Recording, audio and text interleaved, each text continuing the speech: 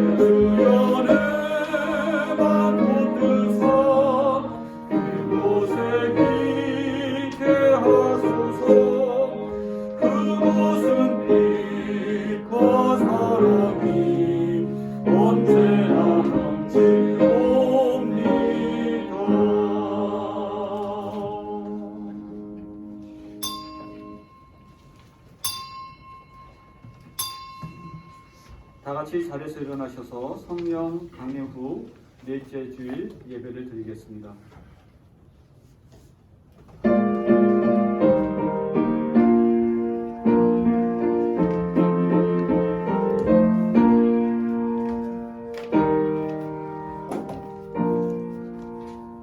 악인들에게는 고통이 많겠으나 야훼를 믿는 자는 한결같은 사랑 속에 쌓이리라. 의인들아 기뻐하여라. 야훼께 감사하며 즐거워하여라. 마음이 바른 사람들아 기뻐 뛰어라. 아멘. 하나님, 자녀된 저희들 주님을 기뻐하며 바른 마음으로 예배하길 원합니다. 주님의 구원과 영광을 나타내소서. 주 예수님 이름으로 기원합니다. 아멘.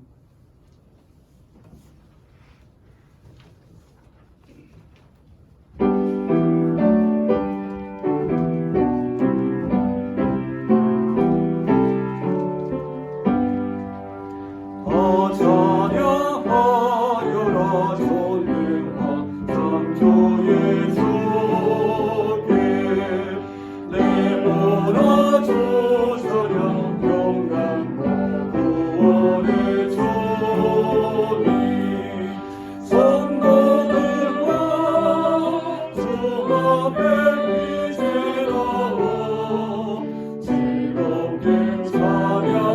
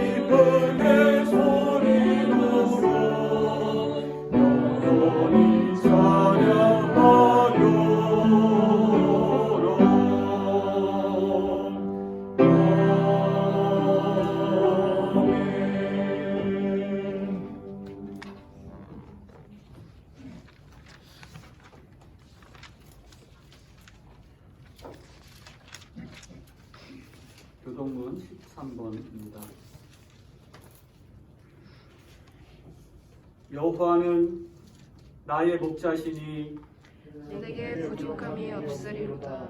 그가 나를 푸른 풀밭에 누이시며 쉴만한 물가로 인도하시는도다. 내 영혼을 소생시키시고 자기 이름을 위하여 이르고 인도하시는도다. 내가 사망의 음침한 골짜기로 다닐지라도 해를 두려워하지 않을 것은 주께서 나와 함께 하심이라. 주의 지팡이와 막대기가 나를 안위하시나이다. 주께서 내 원수의 목전에서 내게 상을 차려주시고 기름을 내 머리에 부으셨으니 내 잔이 넘치나이다. 내 평생에 선하심과 인자하심이 반드시 나를 따르리니 내가 여호와의 집에 영원히 있으리로다. 아멘.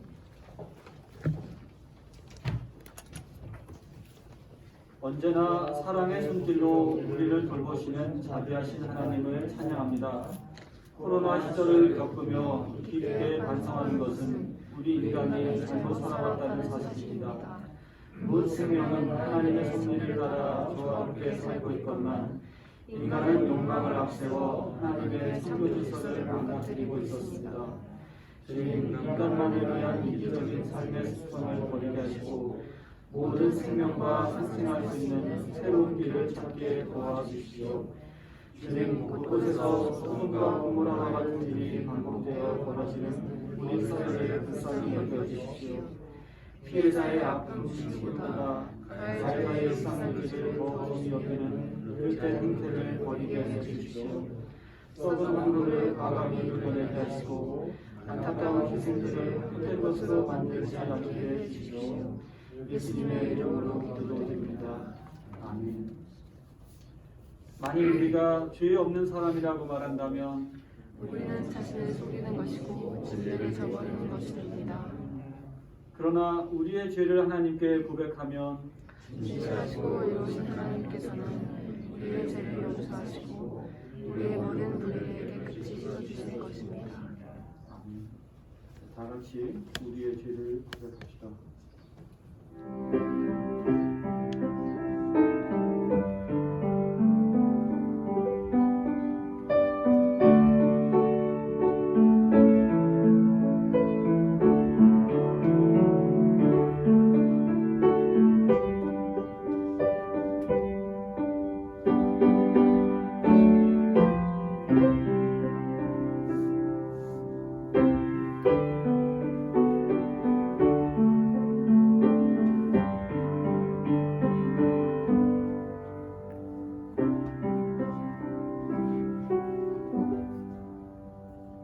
나는 사랑받을 자격이 없지만 주님은 나의 자격과 신분을 따지지 않으시고 사랑과 은혜를 값없이 허락해 주셨습니다.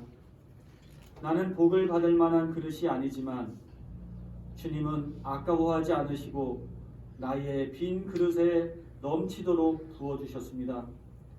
나의 행실은 자랑할 것이 하나도 없고 부끄러운 것뿐입니다. 그러나 주님은 나의 추함은 하나도 보지 않으시고 천하보다 귀하고 거룩하게 여겨주셨고 칭찬해 주셨습니다. 주님, 나도 이웃과 형제 자매들을 이렇게 대하게 하옵소서. 여러분은 회개하고 돌아와서 죄 씻음을 받으십시오. 그러면 주님께로부터 편히 쉴 때가 올 것이며 주님께서는 여러분을 위해서 미리 정하신 그리스도이신 예수를 보내실 것입니다. 아멘.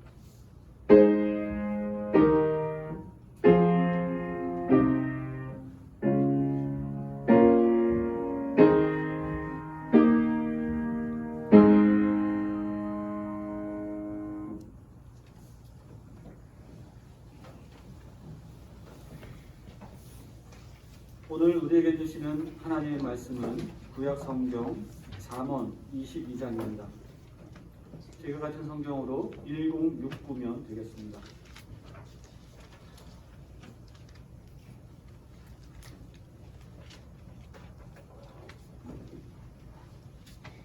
잠언 22장 22절부터 29절까지 교독하겠습니다. 가난하다고 하여 그 가난한 사람에게서 함부로 빼앗지 말고 고생하는 사람을 법정에서 압제하지 말아라. 주님께서 그들의 성자를 갚아주시고 그들을 허락하는 사람의 공을 하시기 때문이다. 성급한 사람과 사귀지 말고 성을 잘 내는 사람과 함께 다니지 말아라. 내가 그 은혜를 받아서 그 은혜를 받아들였다 하느니라. 이웃의 손을 잡고 서약하거나 남의 빚에 보증을 서지 말아라. 너에게 갚을 것이 아무것도 없다면 누구가 누구 징계까지도 빼앗기지 않겠느냐. 너의 선조들이 세워놓은 그 옛 경계표를 옮기지 말아라. 자기에게 능숙한 사람을 내가 보았을 것이다. 그런 사람은 왕을 섬길 것이요 대수롭지 않은 사람을 섬기지는 않을 것이다. 아멘.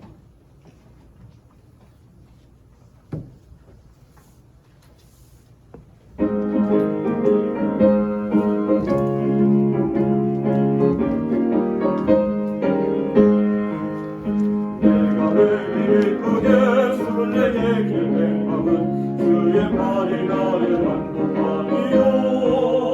내가 주의 큰 복을 받는 참된 비결은 주의 영이 함께함이라. 성령이 계시네 할렐루야 함께하시네. 좋은 길을 걸으며 밤낮 기뻐하는 주의 영이 함께함이라. 저는 죄에 빠져서 평안함이 없을 때 실제 십자가의 공동입니다. 기발 아래 엎드려 참된 평화 얻으니 주의 영이 함께함이라.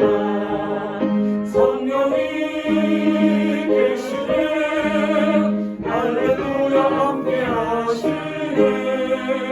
좋은 길을 걸으며 밤낮 기뻐하는 것 주의 영이 함께함이라.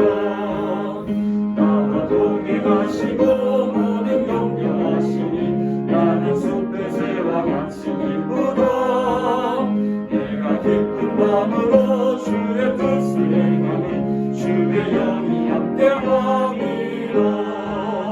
성령이 계시네 할렐루야 함께하시네. 좋은 길을 걸으며 밤낮 기뻐하는 것 주의 영이 함께함이라.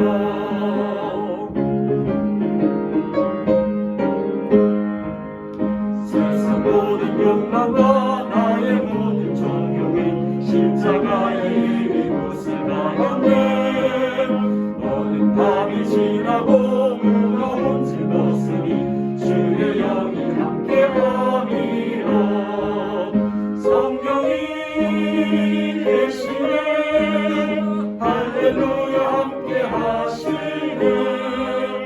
좋은 길을 걸으며 밤낮 기뻐하는 것 주의 영이 함께함이라.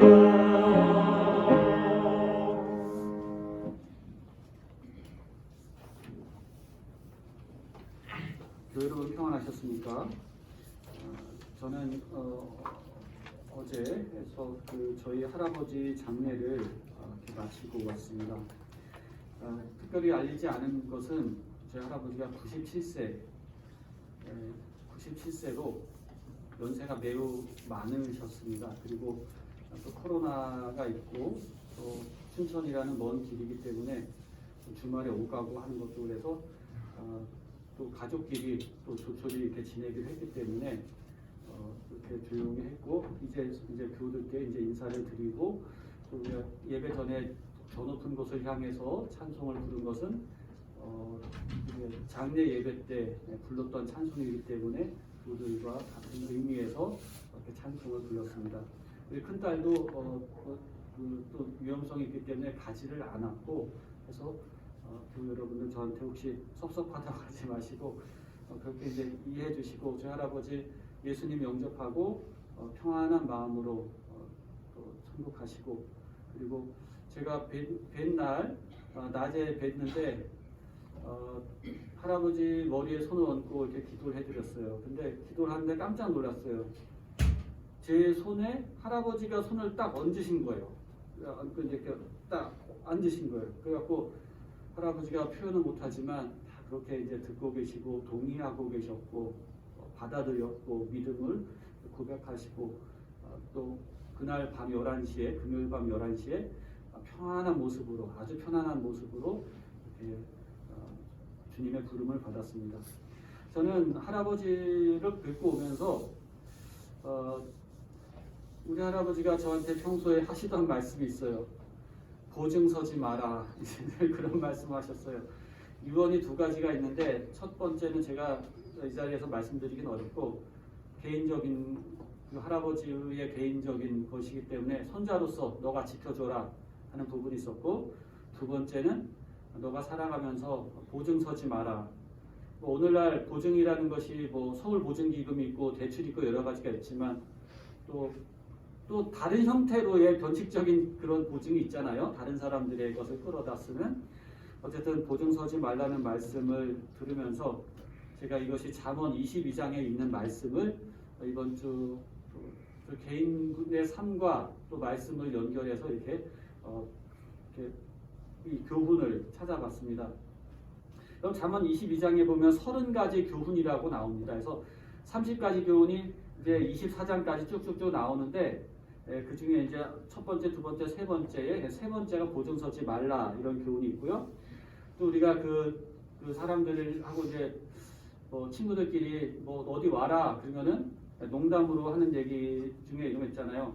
바깥에 사자가 있다. 거리에 나가면 찢겨 죽는다. 이런 말씀. 이것도 이제 22장 13절에 있는 말씀이기도 합니다. 게으른 사람의 핑계에 대한 말씀이죠. 이 이제 30가지 말씀 중에서 첫 번째는 여러분 이 주님의 그 지혜가 담긴 교훈 중 이 잠언이 모음이잖아요. 그중에 특별히 30가지라고 해서 따로 목록에 나오는데 그 첫 번째는 무엇이냐면 힘이 있다고 해서 연약한 사람을 압제하지 말라는 말씀입니다. 첫 번째 말씀, 첫 번째 권면은 우리의 권력 남용을 하지 말라는 그런 말씀입니다. 특별히 빈곤한 사람을 강탈하지 말아라. 성문에서 가난한 사람을 억누르지 말아라 하셨습니다. 그들은 힘이 없기 때문에 그들의 울부짖음, 그들의 억울함을 하나님께서 들으시고 하나님께서 그 약탈자들의 목숨까지 약탈하시겠다고 그렇게 경고와 더불어 하나님이 세상을 움직이시는 원리를 여기 말씀해 주셨습니다. 사실 힘이 있는 사람들은 권력을 이용해서 또 법을 교용히 이용해서 남의 것을 뺏는 것을 좋아하죠. 그런데 그들이 그렇게 하는 행동은 하나님께 견딜 수 없는 모욕감을 주는 거라는 것입니다. 왜? 하나님이 지으신 사람을 억압하는 거기 때문에 그를 지으신 하나님을 모욕하는 행위라는 것입니다. 그래서 하나님이 직접 개입해서 그들의 목숨을 앗아가겠다, 빼앗겠다 이렇게 말씀하셨습니다. 공정과 정의의 하나님을 아는 것이 지혜의 시작이기도 합니다. 또 30가지 교훈 중에 두 번째 교훈은 항상 분노를 품고 사는 사람과는 상종하지 말라는 경고입니다. 화를 잘 내는 자와 사귀지 말고 성을 잘 내는 사람과 다니지 말아라. 네가 그의 길에 익숙해져서 너 스스로 올가미를 써서는 안 된다. 여러분 이 표현이 굉장히 오랜 세월 동안 다듬어진 표현 아닙니까? 화 잘 내는 사람하고 사귀지 말고 성 잘 내는 사람하고 같이 다니지 말래요. 내가 그와 익숙해져서 그가 하는 길에 익숙해져서 너 스스로 올가미를 써서는 안 된다고 하셨습니다. 어쩌면 코로나 바이러스보다 더 전염성이 강한 게 짜증 바이러스입니다. 더 강한 것이 분노 바이러스입니다. 화를 품고 다니는 사람 누구입니까? 짜증을 잘 내는 사람, 화를 잘 내는 사람 누구입니까? 옆에 그런 사람이 있으면 그런가 보다 살짝 넘어가는 게 아니고 굉장히 조심해야 되는 겁니다. 너도 그 악한 습관에 쉽게 물들여질 것이다. 그러면 너도 망할 것이라는 경고입니다. 또 세 번째 교훈은 이것이 바로 남의 보증을 서지 말라는 겁니다. 빚 보증 서는 이들 가운데 끼지 말아라고 표현했습니다. 그러니까 보증을 서달라고 하는데 그 보증이 뭔지 아시잖아요. 내가 어떻게 언제 빚을 얻어야 되는데 그 보증, 그 사람이 담보가 돼주는 거죠. 그 사람 것이. 근데 한 사람만이 아니고 친구들 있잖아요. 사파하다 보면 친구들, 동기들에서 여러 사람의 보증을 서게 하는 때에 거기에 무리에 또 끼지 말라는 겁니다. 보증을 섰다가 빚을 진 자가 갚지 못하면 어떻게 됩니까? 보증인이 갚아야 되잖아요. 그럼 채권자가 그 돈을 회수해야 되는데 인정사정 없이 잡을 수 있으면 마지막에 남는 침대까지 다 잡아간다는 말씀입니다. 보증 선 사람의 입장에서는 직접 돈을 빌리지 않았기 때문에 억울한 일이라고 할 수 있겠죠. 하지만 채권자 입장에서는 그 사람을 보고 돈을 빌려준 거기 때문에 정당하게 법적 권리를 행사하는 일입니다. 보증이라는 것이 이렇게 한 사람의 삶을 완전히 망가뜨릴 수도 있는 것입니다. 물론 보증을 섰다가 이렇게 어려운 지경에 처한 사람들에 대해서 배려해 주시는 말씀도 있습니다. 출애굽기 22장에 보면 내가 만일 이웃의 옷을 전당 잡거든 해가 지기 전에 그에게 돌려주어라. 얼마나 가진 게 없어서 그가 자기의 겉옷을 내고 옷을 돈을 빌려갔겠습니까? 돌려줘라. 해가 지기 전에 돌려줘라. 그 몸을 가릴 것이 이뿐이라. 이는 그 살에 오신즉 그가 무엇을 입고 자겠느냐? 그가 내게 부르짖으면 내가 듣겠다. 나는 자비한 자다. 하나님 말씀하십니다. 그러니까 종합적으로 보면 보증을 선다는 것은 스스로 무덤을 파는 일입니다. 이런 비극을 초래하고 싶지 않으면 보증을 서지 않아야 된다는 말씀입니다. 종합적으로 볼 때에 이 보증이라는 것이 결국 사려 깊지 못하고 더 나아가서 불의한 것이라는 경고를 듣게 됩니다. 여러분 친구 중에 재산을 탕진하는 사람 있습니까? 그런 사람하고는 친분을 맺는 거 좋지 않지요? 그렇죠? 그런데 그런 사람이 친구 관계를 이용해서 담보를 서달라고 부탁을 할 수 있다는 겁니다. 그게 뭡니까? 자기 이웃을 속이는 거죠.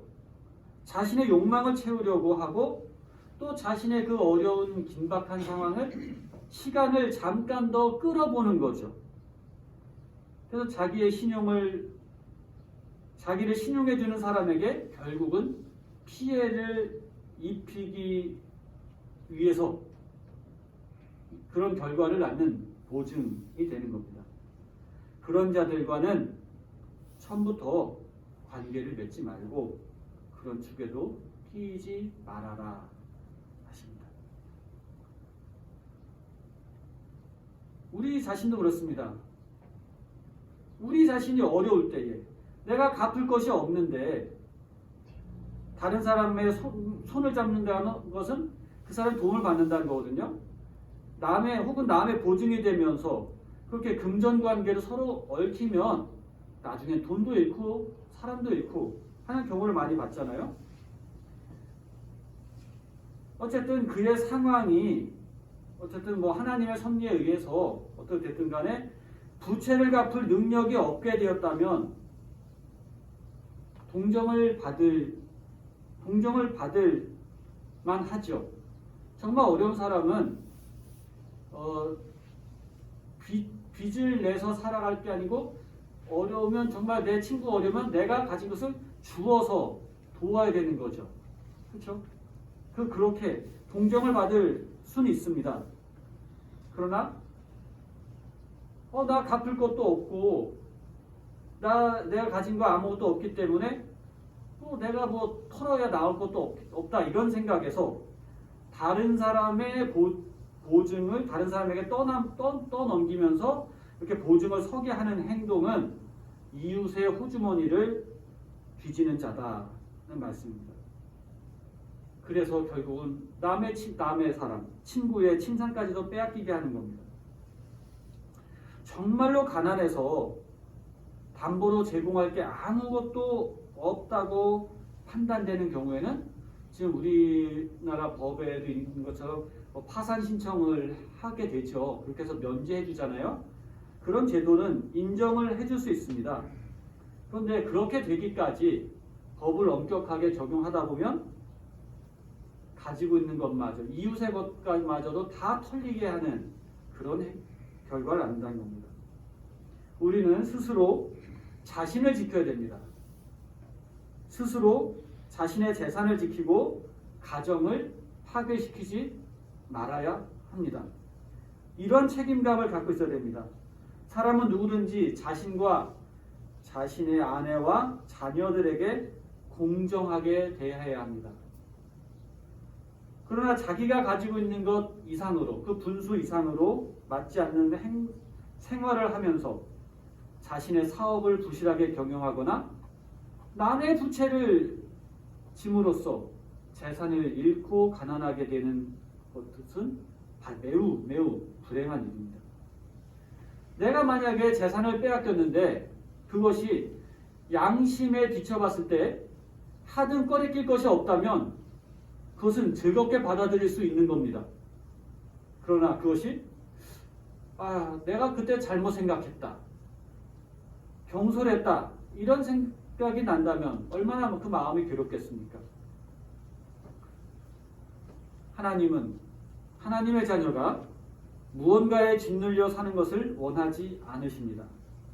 그래서 보증 서지 말라고 지혜자의 입을 통해서 말씀하시는 겁니다.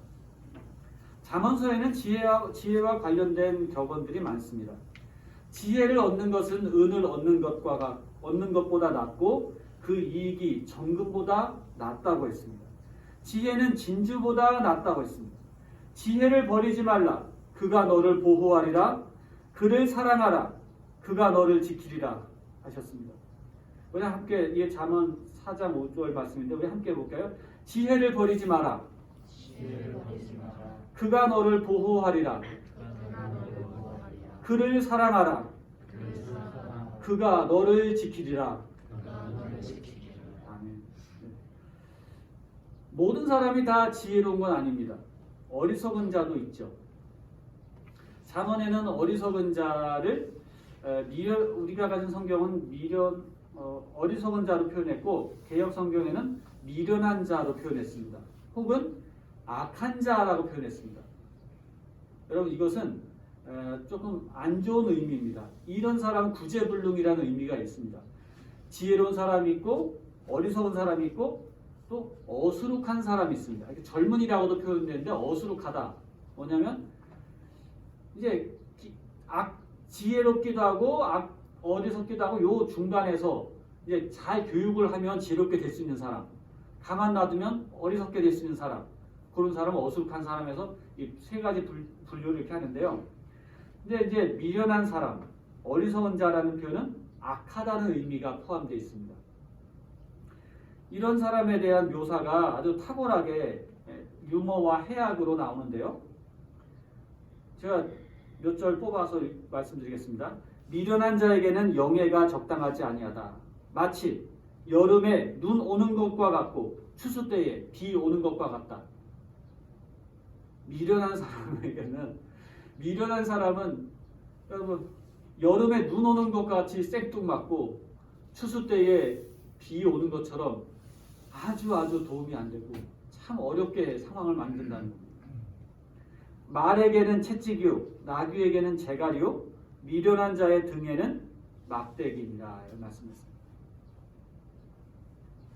돌은 무겁고 모래도 가볍지 아니하지만 미련한 자의 분노는 이 불보다 무거우니라 했습니다. 미련한 자를 곡물과 함께 절구에 넣고 공의로 찌을지라도 그의 미련은 벗겨지지 아니하느니라 했습니다. 이 표현 너무 재밌지 않습니까? 곡식과 함께 그 미련한 자의 그 미련을 같이 넣고 찌면 곡식은 잘 까지는데 그 껍질이 벗겨지는데 미련한 자의 미련은 벗겨지지가 않는다는 겁니다. 그래서 사람들이 막말로 그러잖아요. 사람은 고쳐 쓰는 게 아니다. 이런 말까지 하지 않습니까? 어리석은 자는 자기의 노를 다 드러내어도 지혜로운 자는 그것을 억제합니다.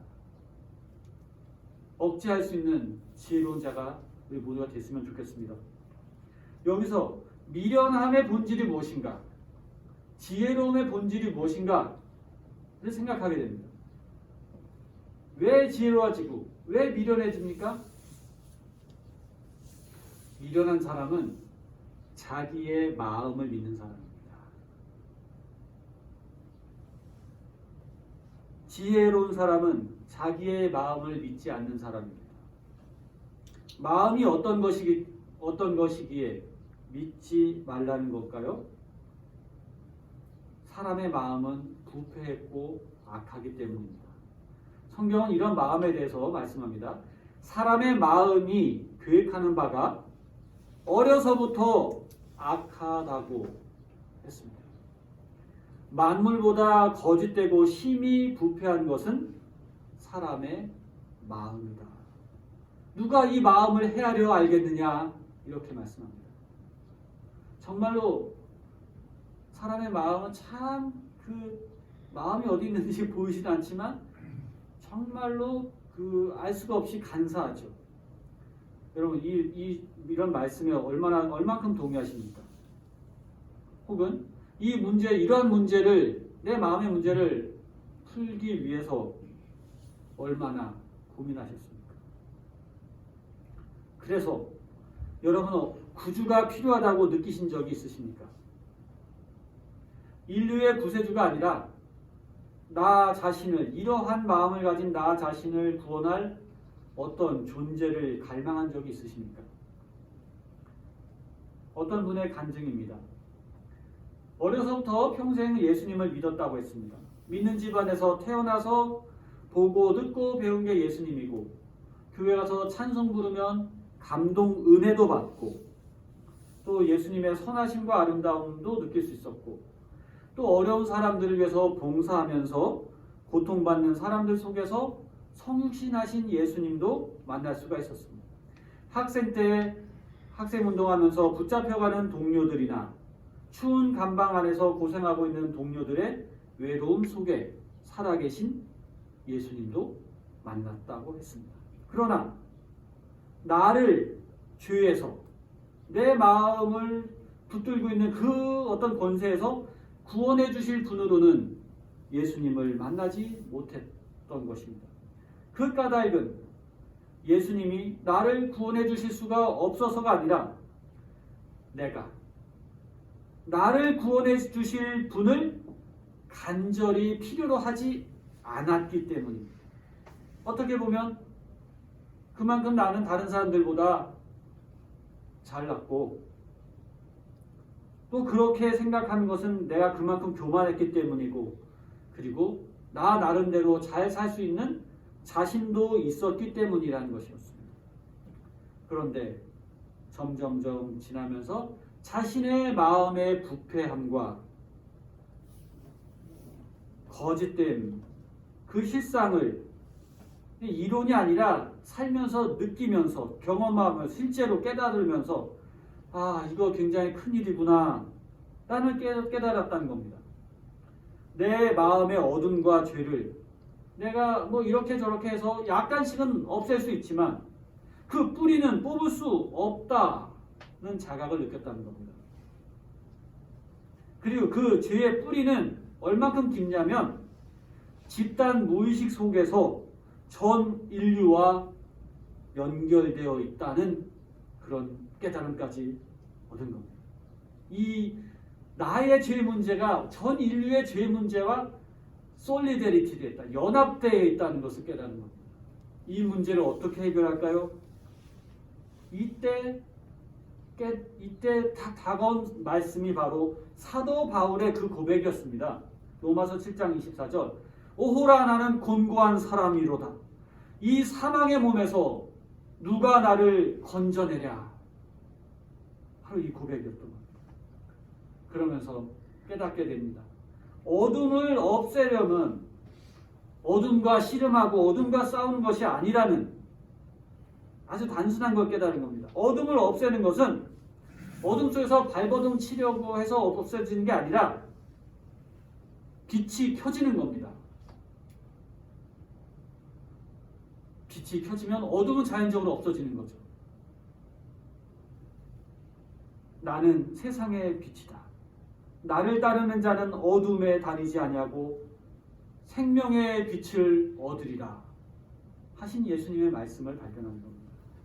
빛이 있었는데 빛을 사용하지 않은 겁니다. 빛을 받아들이지 않은 겁니다. 그러면서 어둠을 어떻게 몰아낼까? 어떻게 어둠을 이겨낼까?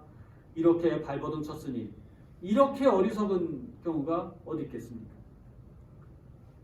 이런 미련한 일이 가능한 겁니다. 예수님 없는 영성, 예수님 없는 경건 생활, 바로 이와 같았다는 것입니다. 이것이 바로 요한복음 1장 5절에 보면 빛이 어둠에 비추었으나 어둠이 깨닫지 못하였다는 말씀과도 같은 겁니다. 빛이 비치고 있는데 깨닫지 못하는 것과 같습니다. 그리고 심지어 빛보다 어둠을 더 사랑하는 본성, 인간 본성을 보게 된 것입니다. 이게 성경이 이야기하는 것입니다. 악한 행동을 내가 한 것도 아니고 죄와 싸운다고 하지만 더 이상은 하지 않는 것, 어둠을 사랑하는 마음이 여전히 있다는 것입니다. 그래서 우리가 이제 축도를 할 때, 목사님들 축도를 할 때 이제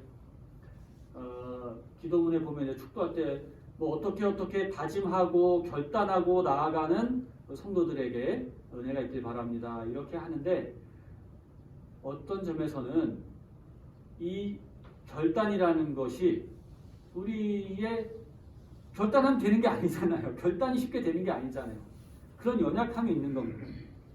그래서 심지어 워치만이라고 하는 그 오래전에 쓴 어떤 뭐 영에 속한 사람이라고 좀 이렇게 독특한 그 영의 세계를 연구한 그런 분이 계신데 그분은 그랬어요. 사람이 마음을 성찰하는 것, 난 반대다. 별로 반대다라고 아예 그렇게 얘기를 했습니다. 왜냐하면 아무리 성찰해봤자 마음의 죄악에서 벗어나지 못하기 때문이라는 것입니다.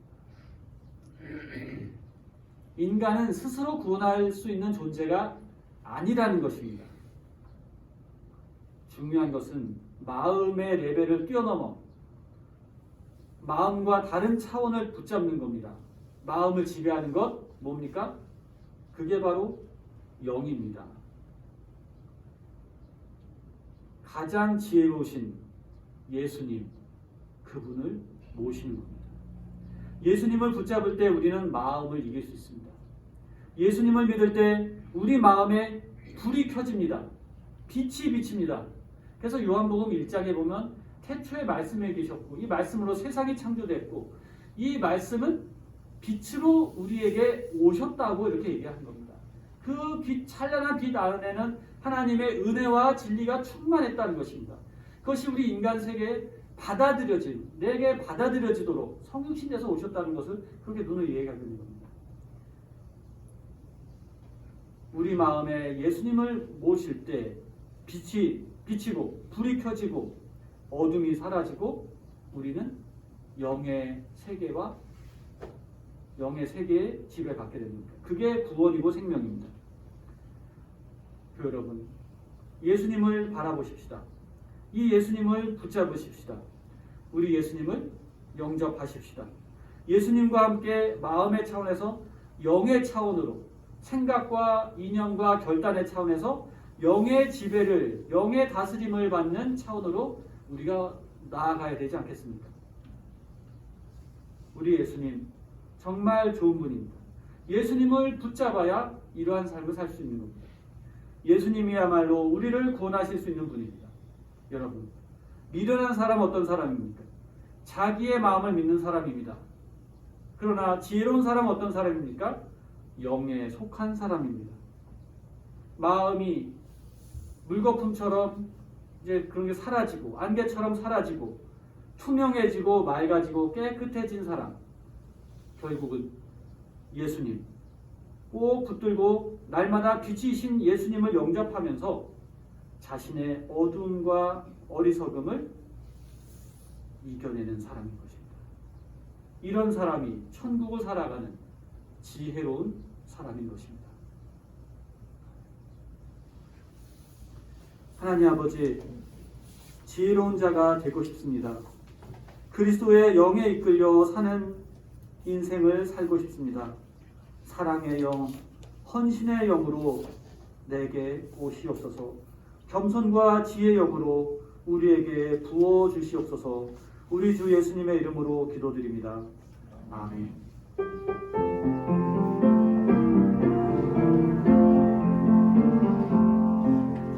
이 말씀 따라 사는 동안 지치지 않게 하시고, 이 말씀 따라 사는 동안 주님 나라 이루소서.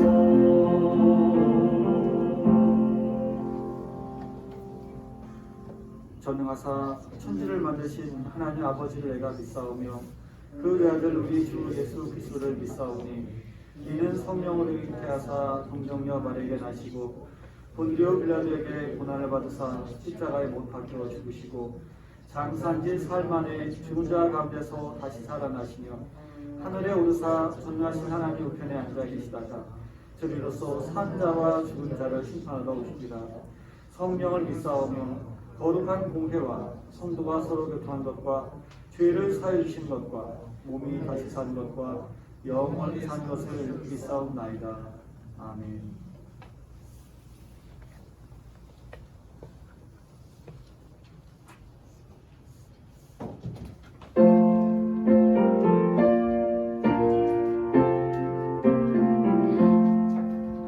너 성령 깊이 늘 기도하며 너 주 안에 있어 늘 성경 보고 온 형제들 함께 늘 사귀면서 일하기 전마다 너 기도하라.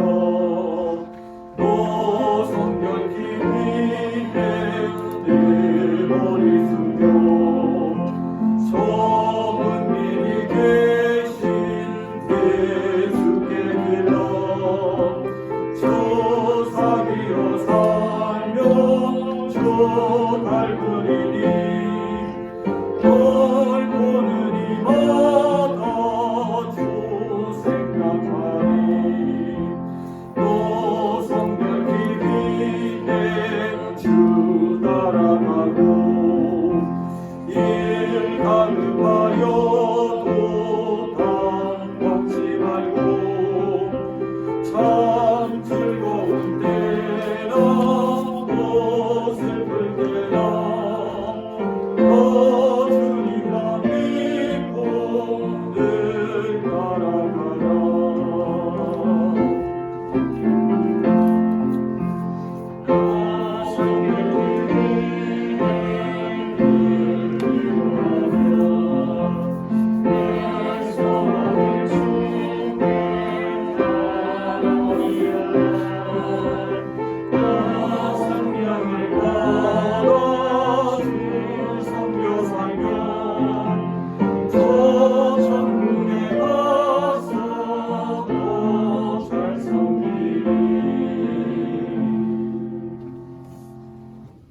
하나님, 하늘로부터 오는 성결함을 사모합니다. 주님이 주시는 성결함을 받을 만한 마음, 자격, 우리의 상황은 아니다 할지라도, 그러나 주님께 이러한 간절한 사모함을 갖고 기도하며 또 다급하지 아니하고 우리의 상황과 소원을 주님께 아뢰며 또 그럴 때 주께서 주시는 성령을 받아 주님을 섬겨 사는 우리 모두가 되기를 원합니다. 하나님, 이 나라 이 민족을 긍휼히 여겨주심을 감사드립니다. 지난날 우리나라는 너무나도 가난하고 비참했습니다. 주권도 빼앗겨서 눈물 흘렸고 전쟁으로 폐허가 되었습니다. 그 절망과 가난함과 모든 불가능을 딛고 일어나 단단하고 번영한 나라를 이룰 수 있게 하심을 감사드립니다. 이제 우리가 이 나라가 가난하고 어려운 나라들을 살피며 세계와 열방에 복음을 전하는 선교의 나라로 쓰임받게 하옵소서.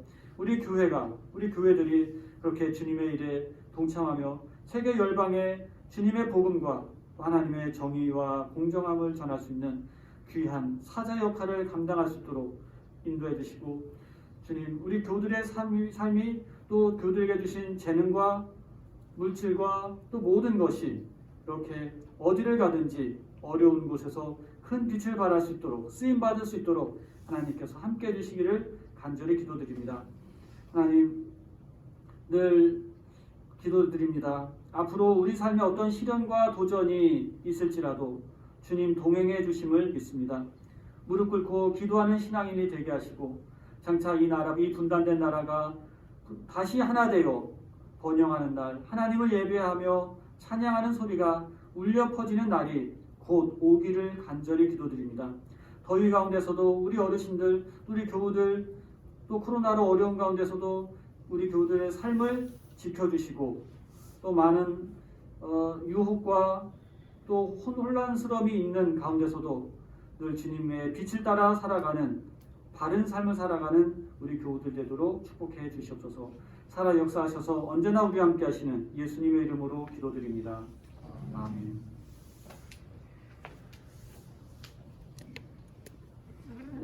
예배 함께 하신 여러분 환영합니다.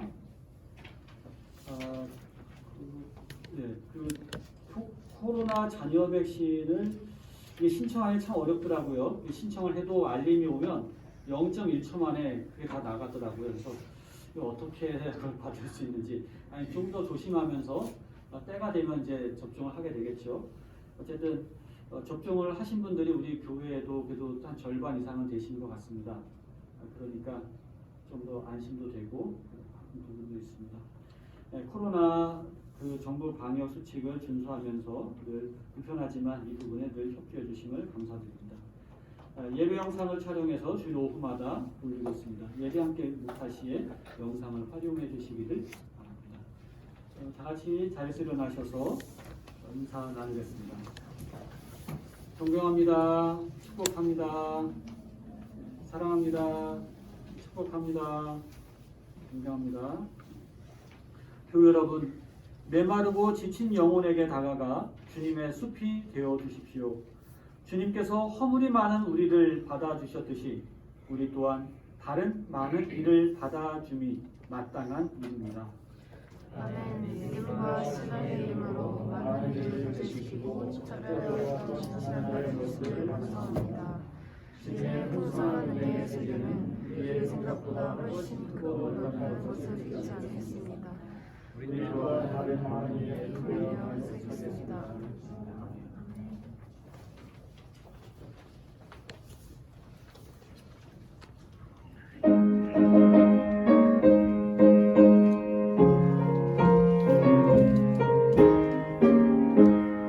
예수도 알기 원하네. 그분은 넓은 은혜와 대속해 주신 사랑을 간절히 알기 원하네.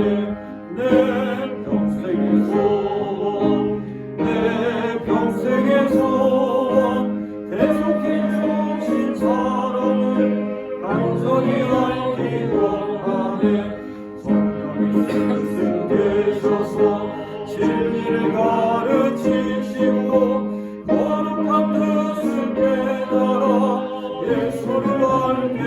하소서. 내 평생의 소원, 내 평생의 소원, 계속해 주신 사랑을 간절히 알기 원하네. 성령의 강화 받아서 하나님 말씀 배우니 그 말씀 간절히 내 맘에 교훈되도다. 내 평생의 소원, 내 평생의 소원, 계속해 주신 사랑을 간절히 알기 원하네. 예수가 계신 보좌니 영광이 돌려 있구나. 평화의 밤이 오시니 그 나라 완성하구나. 내 평생의 소원, 내 평생의 소원, 계속해 주신 사랑을 간절히 알기 원하네. 대한민국을 사랑하사 모진 환난과 시련에서 건져주시고 이 민족이 흘린 아픔의 눈물을 닦아주시는 우리 구주 예수 그리스도의 은혜와 우리 민족을 번성하고 부강하게 해주신 하나님 아버지의 사랑하심과 복음을 세계 만방에 전하라고 사명을 맡겨주시는 성령님의 역사하심 교통하심이 사랑하시는 자녀들 백성교회 위에 교우들의 삶과 자녀들의 진로와 또한 이들의 하는 모든 일들 가운데 영원히 함께 하시기를 간절히 축원하옵나이다. 아멘.